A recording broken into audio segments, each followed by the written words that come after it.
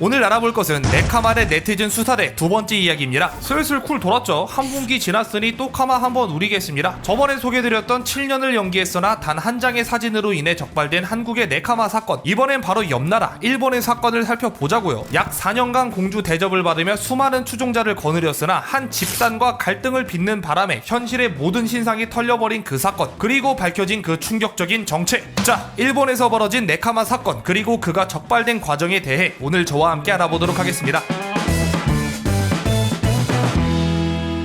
어찌된 게 네카마 사건은 소개를 하고 또 해도 소재가 떨어지지를 않죠. 그만큼 인터넷에서 자신의 성별을 속이는 사람이 많다는 건데, 자, 네카마는 인터넷과 일본어로 여장남자를 뜻하는 오카마의 합성어입니다. 당연히 해당 단어의 고향 또한 일본이고요. 오늘 알아볼 사건 같은 경우도 네카마의 본고장 일본에서 일어난 사건입니다. 일본의 대표 동영상 커뮤니티였던 니코니코 동화, 줄여서 니코동. 이 니코동 내에는 MMD 영상을 만드는 이들의 커뮤니티가 있습니다. MMD가 뭐냐? 미쿠미쿠 댄스라는 일종의 3D 영상 제작 툴의 약자고요. 이런 3D 캐릭터들이 덩실덩실 춤추고 있는 영상이 보통 이 툴로 만든 겁니다. 여러분들이 알만한 걸로 예시를 들자면 이세돌의 뮤비 정도를 들 수 있겠네요. 아무튼 오늘의 주인공은 말이죠, 일본의 MMD판에서 거의 공주 대접을 받던 인물이었습니다. 닉네임은 히오 료코, 줄여서 료코라고 부를게요. 2011년 MMD계에 발을 들인 료코. 료코는 자신을 20대 후반의 독신녀라고 소개했는데요. 이 사실 자체만으로도 눈깔이 돌아가는 이들이 꽤나 있었습니다. 왜냐? 저번에도 말했지만 네카마가 자주 출몰하는 곳은 남성 이용자가 주가되는 곳이라고 했죠. 이 MMD판 또한 여성이 희귀한 수준이었기에 자연스레 료코에게 많은 관심이 쏟아졌고, 료코 또한 이러한 관심을 피하지 않고 모두 받아들였기에 팬덤이 생겨나기에 이릅니다. 그때의 인기를 짐작할 수 있는 사례를 꼽자면 히오 료코에게 고백해 라는 이름의 영상 투고 기획이 열렸고 약 20명에 가까운 사람이 이에 참여할 정도였다는 거. 그 팬덤에게만큼은 거의 아이돌 같은 존재였던 것 같아요. 하지만 문제는 이번 주 주제가 네카마라는 겁니다. 료코의 진짜 정체가 무엇인지는 영상 진행하면서 차차 알아보도록 하고, 아무튼 이러한 인기를 바탕으로 소수에게만 부여되는 생방송 권한을 얻는 등 료코는 일종의 네임드 유저가 되었죠. 하지만 이름이 알려지면 그만큼 많은 적이 생기는 법. 료코는 어떠한 집단과 갈등을 빚으며 진짜 정체가 탄로나고 맙니다. 이게 이 양반의 정체가 발각된 경위로 되게 특이한데, 일반적으로 네카마가 발각되는 과정은 의심스러운 정황을 먼저 포착한 뒤 그것을 단서 삼아 수사를 하고 결국에는 정체가 발각되는 엔딩이죠. 근데 료코의 경우는 말이죠, 원래는 한 집단이 보복성으로 신상을 털었던 겁니다. 뭐 잔뜩 겁이나 주려는 목적으로 털었던 걸 텐데 알고 보니 판도라의 상자였던 거죠. 또 좀 신기한 게 특정되는 과정과 김태희님이 연관되어 있어요. 개 뜬금없죠. 자, 그럼 료코의 신상을 털었던 이들은 누구인지, 그리고 그로 인해 밝혀진 그 충격적인 정체까지 차례대로 알아볼까요?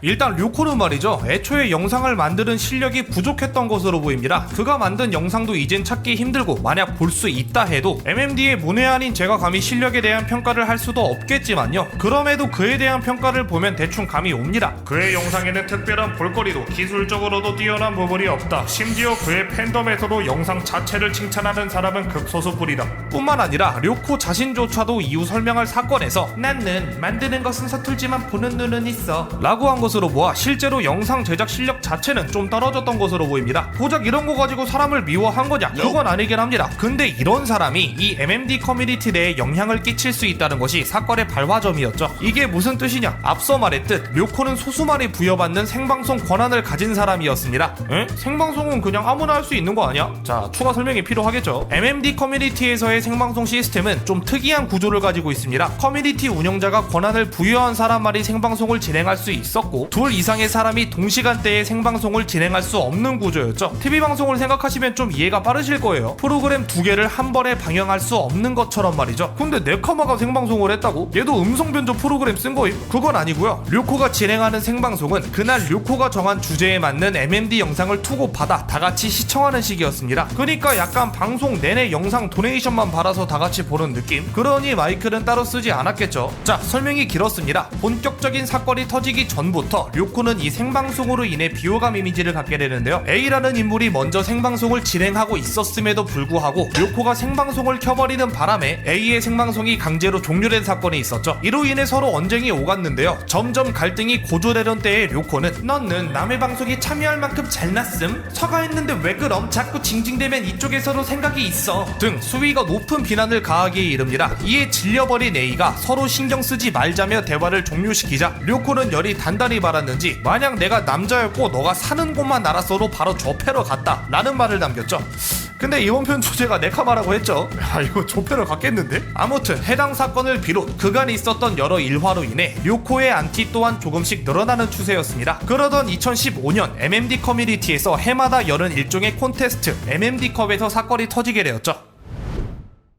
MMD컵은 2008년부터 시작되어 10년의 기간 동안 20번이나 열린 의미 있는 행사입니다. 주최 측에서 테마를 정하면 참가자는 그에 맞는 영상을 만들고 시청자들이 투표를 하여 승자를 가리는 방식이죠. 모르는 사람들은 MMD로 만든 영상이라 하면 이런 미소녀 캐릭터가 춤추는 영상만 떠올리시겠지만 실제로는 이런 영상도 많습니다. MMD컵에서 수상까지 한 작품이고요. 때문에 마치 우리나라의 필수 요소처럼 MMD에 밈을 끼얹는 경우가 더러 있습니다. 근데 아시다시피 필수 요소에도 일종의 팬덤이 존재하죠. 이 팬덤 과 류코가 갈등을 빚게 된 겁니다. 자, 우리나라에서도 밉상인 사람을 밈으로 만들어 조롱하는 경우가 있죠. 흔히 인간 관악기형에 처한다고들 하는데 일본에도 똑같은 사례가 하나 있습니다. 카라사바 타카히로, 일본의 변호사인데 이 사람이 밈으로 전락한 거죠. 이유를 설명하기엔 너무 구구절절하니 일축해서 설명하자면 투채널 유저들, 그 중에서도 난제이판의 사람들과 시비가 붙었고 변호사임에도 무능한 모습이 많이 보여 밈이 된 사람입니다. 놀리는 방식은요, 일본의 유명 사이비 집단 옴진리교의 컨셉을 차용하여 이 변호사를 존사라고 부르고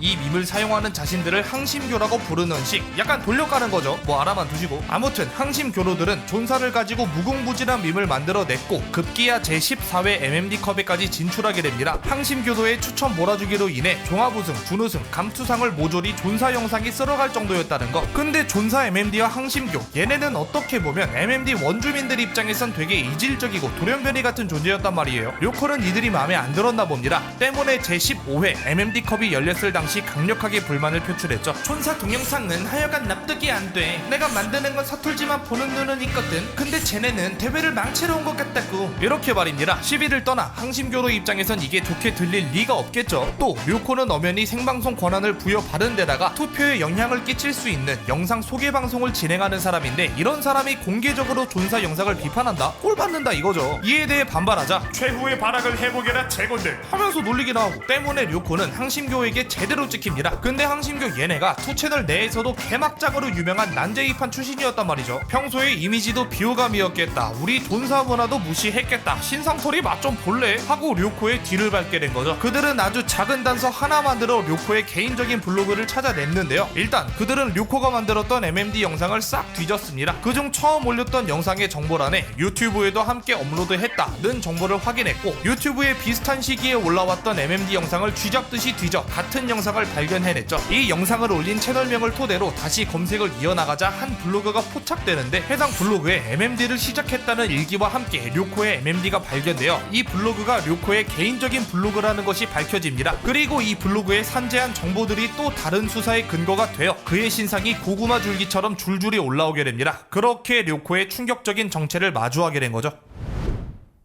그들이 모은 단서들을 하나씩 조합해본 결과 료코가 카오 시위에 참여했다는 사실을 알아냈습니다. 카오 시위가 뭐냐? 여기서 김태희님이 등장하는데 2011년 일본 후지TV의 드라마 나와스타의 99일에 김태희님이 주연으로 캐스팅되었는데요. 당시 일본의 극우 세력들은 이를 굉장히 못마땅하게 여겼습니다. 왜냐? 2005년에 김태희님이 스위스에서 독도 관련 홍보를 한 적이 있었거든. 때문에 극우 세력은 반일 발언을 한 배우가 어디를 일본 땅을 밟느냐? 라며 반발합니다. 그래서 후지TV의 광고주였던 생활용품 브랜드 카오의 본사 앞에서 벌인 시위, 카오 시위가 벌어진 거죠. 투채널에서도 카오 시위에 참여하는 이들끼리 따로 스레를 열어 작당 모의를 했고 그들은 시위 현장에서 서로를 알아보기 위해 각자의 얼굴을 찍어 올렸습니다. 슬슬 짐작이 되시죠? 료코도 카오 시위 참여했댔잖아. 그렇게 베일에 쌓여있던 료코의 얼굴이 만천하에 드러나게 됩니다. 이야, 우리 료코님 얼마나 아름다우시...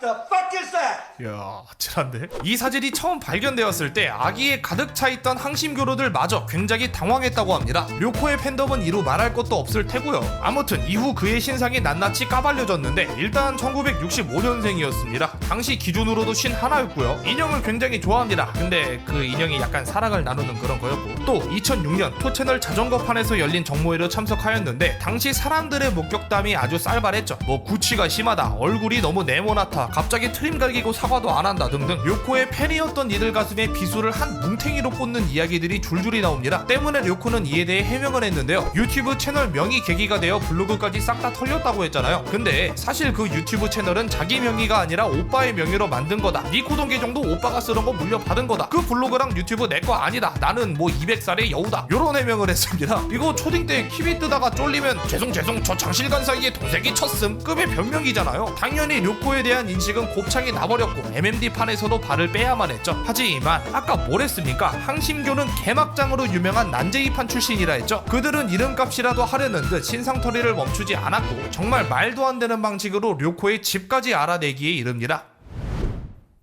이 부분은 저도 찾으면서 좀 소름이 돋더라고요. 집은 또 어떻게 알아냈냐? 먼저 그가 투 채널에 남긴 모든 글을 뒤져서 자마시에 사는 것까지는 알아냈더라고요. 근데 여기에 그치지 않고 정확한 주소를 알아내버렸습니다. 대체 어떻게 한 거냐? 자, 료코는 블로그에 우리 아파트에 도둑 맞은 자전거가 있어 라는 글을 적은 적이 있습니다. 진짜 글만 적은 거거든요. 근데 댓글에 이런 내용이 있습니다. 출입구는 아파트 안쪽에 있다. 우리 집은 아파트입니다만 코포이므로 아래 2채, 위 2채, 총 4가구입니다. 자, 나름 단서가 생겼죠. 또 그가 드림 125라는 혼다사의 스쿠터를 가지고 있다는 정보도 있었거든요. 이 두 가지를 합쳐 집을 알아내려 했는데 고작 이거 가지고 집을 알아낼 수는 없잖아요. 그게 상식이잖아. 근데 얘네는 상식인이 아니었습니다. 찾아내버렸거든요. 어떻게? 구글 스트리트 뷰로 자마시의 집이란 집은 다 뒤지고 다니는 방식으로 그렇게 찾았어요. 진짜로. 자마시 크기가 성동구랑 비슷하거든요. 그걸 다 뒤져본 겁니다. 보세요. 코포 건물에 125cc 스쿠터까지 나중에는 아예 직접 찾아가서 두 눈으로 확인까지 했더라고요. 이렇게 약 5년 동안 MMD판에서 많은 인기를 누리던 네카마 료코는 하필이면 악질 중에 악질에게 잘못 걸리는 바람에 그의 정체가 만천하에 드러나게 되었습니다. 그리고 그는 어떻게 되었냐? 인간 관악기형이 아닌 인간 MMD형이 처해졌습니다. 최근까지 간간히 영상이 올라오더라고요. 근데 네카마 사건들이 항상 그렇듯이 이 사람도 걸린 이후에 다른 곳에서 네카마 짓 하다가 또 걸리고 그랬다더라고요. 이쯤 되면 서로 칼라로 연결되어 있는 것 같아.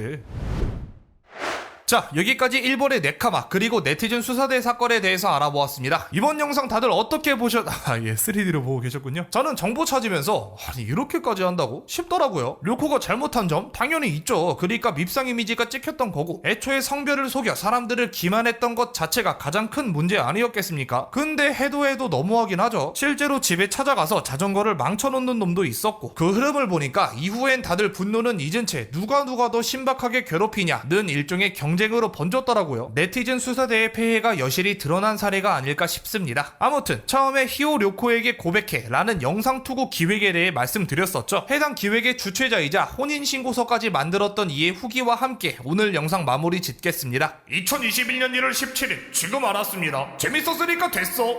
당신이 인류다. 또 보자.